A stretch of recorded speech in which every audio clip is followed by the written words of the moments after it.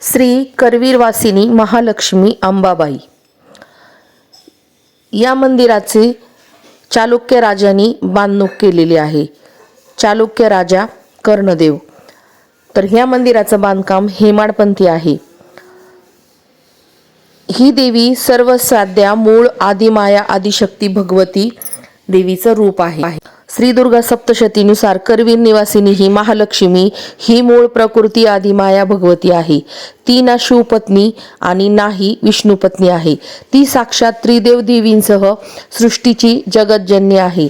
कोलासुराचा वध करून ही मूळ आदिमाया आदिशक्ती करवीर नगरीत रममाण झाली आणि कोल्हापुराची आई अंबाबाई झाली. कोल्हापूरच्या अंबाबाईचं शक्तिपीठ हे 3.5 शक्तिपीठापैकी महत्त्वाचं असं महालक्ष्मीचं खऱ्या अर्थाने अखिल महाराष्ट्राची कुलस्वामिनी मानली जाते.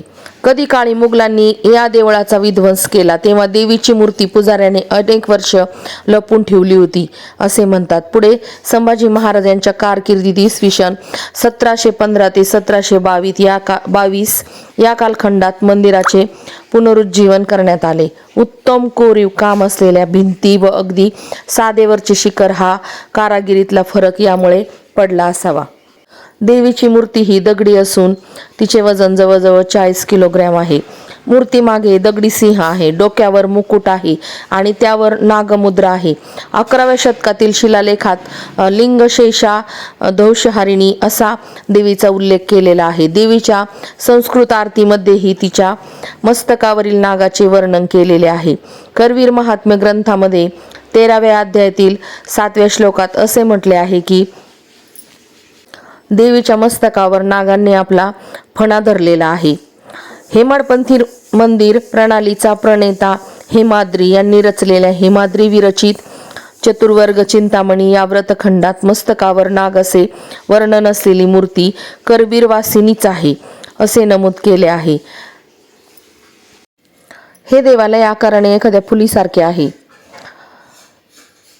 स्थापत्य शैली वास्तुशिल्प पद्धतीने या देवळाची बांधणी दर्जा न भरता एकमेकांवर ठेवलेल्या अशा मोठमोठ्या चौकोनी किंवा आयताकृती दगडात करण्यात आलेले आहे. देऊळ पश्चिमाभिमुख असून मुख्य प्रवेशद्वाराजवळ नगारखाना आहे. पश्चिमेला असलेल्या मुख्य दरवाजाशिवाय उत्तर, पूर्व आणि दक्षिणेला प्रवेशद्वार आहे. उत्तर दरवाजाला एक मोठी घंटा असून दिवसातून 5 वेळा ती वाजविली जाते. या दरवाजाला घाटी दरवाजा असे म्हणतात. देवळात वारा येण्याचा कुठलाही गवाक्ष नाही. पूर्वेकडे असलेल्या मोठ्या घुमटाखाली महालक्ष्मीची मूर्ती आहे व उत्तरेकडे आणि दक्षिणेकडे असलेल्या 2 छोट्या घुमटाखाली महालक्ष्मी महासरस्वतीची मूर्ती आहे. देवळाच्या मुख्य इमारतीच्या प्रवेशद्वारातून आत गेल्यानंतर जो मंडप लागतो त्या मंडपाला प्रवेश मंडप किंवा गरुड मंडप असे म्हणतात. अश्विन नवरात्रोत्सवात महालक्ष्मीची चांदीची प्रतिमा त्या ठिकाणी तयार करण्यात आलेल्या दगडी चौथऱ्यावर ठेवून तिची पूजा करण्यात येते. दरवर्षी 9 ते 12 नोव्हेंबर आणि 31 जानेवारी ते 2 फेब्रुवारी या काळात निसर्गाचा एक अनोखा चमत्कार पाहायला मिळतो. हा चमत्कार पाहण्यासाठी हजारो भाविक करवीर शहराच्या मध्यभागी असलेल्या महालक्ष्मी मंदिराच्या सभामंडपात जमलेले असतात. किरणोत्सव या नावाने ओळखल्या जाणाऱ्या या निसर्ग चमत्काराला धार्मिकतेचेही कोंदण आहे. सूर्यास्ताच्या वेळी सूर्याची किरणे पहिल्या दिवशी प्रथम देवीच्या पावलांवर पडतात. नंतर दुसऱ्या दिवशी ती किरणे मूर्तीच्या मध्यभागावर सरकतात आणि शेवटच्या 3ऱ्या दिवशी देवीच्या मुखमंडलावर सूर्यप्रकाश पडतो आणि उपस्थित भाविक महालक्ष्मीचा जयघोष करतात. यावेळी महालक्ष्मीची अलंकार पूजा बांधण्यात येते. किरण स्पर्श होत असताना देवीची आरती करण्यात येते. महालक्ष्मीची मूर्ती वालुकामय हिरकखंड मिश्रित रत्नशिलेची आहे. मूर्तीच्या भूमध्य भागावर पद्मरागमणी आहे. आख्यायिका आहे की महालक्ष्मी म्हणजे पद्मावती ही व्यंकटेशाशी भांडून करवीर येथे आली होती. व्यंकटेश म्हणजे आत्ताचे बालाजी मंदिर.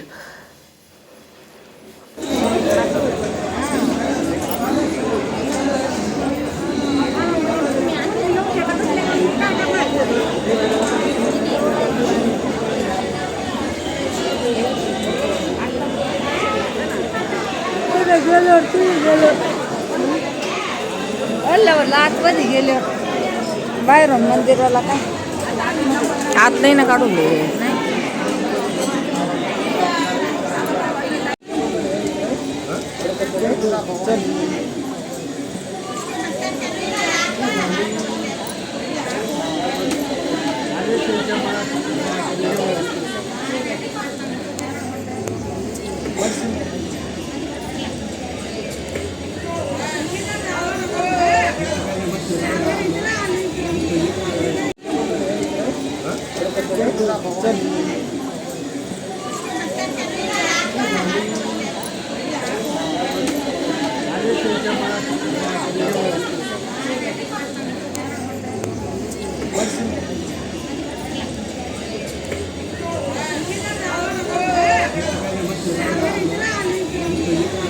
नाशिक जिल्हा आणि नगर जिल्ह्याची बंडी आमची अकोला तालुका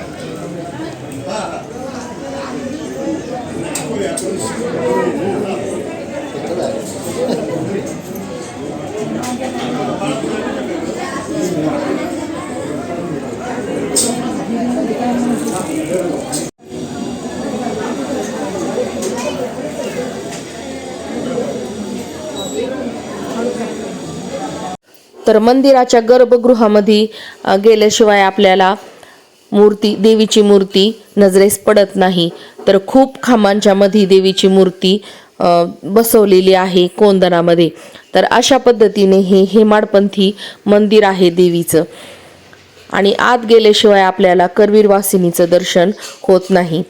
तर या करवीर नगरीमध्ये कोल्हापुरी सोन्याचं खूप असे दागिने आपल्याला पाहायला मिळतात या बाजारपेठेमध्ये. तर तुम्ही पाहू शकता इथं वेगवेगळ्या पद्धतीने हे दागिने आहेत, ठुशी आहे, हार आहे. तर अशा पद्धतीने हे करवीर वासिनीचं दर्शन घेतल्यानंतर आम्ही आता निघालेलो आहोत आमच्या गाडीकडे. तर हे मंदिर एकदम जुनं हेमाडपंथी आहे. तर आल्यानंतर खूप छान असं वाटतं. आज भरपूर अशी गर्दी असल्यामुळं डोळे भरून मंदिराची असे आमचे दर्शन व्यवस्थित झालेलं नाही. तर गर्दी खूप होती, आज भयंकर अशी गर्दी होती. तर करवीर वासिनीचं दर्शन हा आमच्या ट्रिपचा शेवटचा टप्पा होता आणि आता आम्ही पोहोचलेलो आहोत घरी. तर श्याम आणि ज्योतीने अशा पद्धतीने या ट्रिपची सांगता किंवा स्वागत केलेलं आहे. तर खूप छान अशी ही ट्रिप आमची पार पडलेली आहे. तर चला तर मैत्रिणींनो, सर्व व्हिडिओ आपले रामेश्वरम ट्रिपचे पहा, भरभरून कमेंट करा आणि व्हिडिओ कसे वाटले हे कमेंटमध्ये नक्की सांगा. आवडल्यास लाईक, शेअर आणि सबस्क्राईब करायला विसरू नका. भेटूया पुन्हा अशाच नवीन आणि छानशा व्हिडिओमध्ये. तोपर्यंत बाय बाय.